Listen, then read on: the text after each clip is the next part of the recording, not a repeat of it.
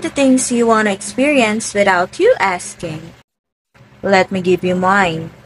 Number 1, yung mabigyan ako ng pera kahit hindi ako humihingi. Char! Ito na po talaga. Number 1, yung may maiiyakan ako whenever I'm feeling down. Hesitant ako lumapit sa ibang tao pag may dinaramdam ako. Ayokong nakakaistorbo kasi lahat naman tayo may kanya-kanyang pinagdadaanan. Kaya na-appreciate ko yung mga taong napapansin ako pag malungkot ako. Then sasabihin nilang, "You have me. I'll always be here for you."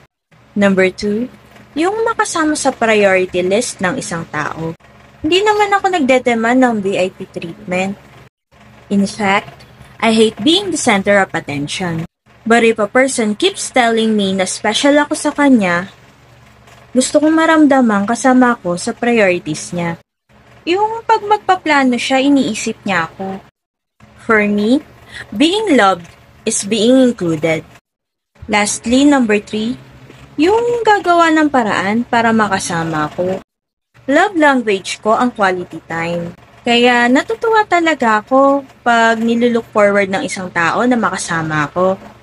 Lalo na pag mag-e-effort siyang puntahan ako or mag-meet kami somewhere na somehow convenient para sa akin. Yung kasama sa schedule niya makipag-bonding sa akin.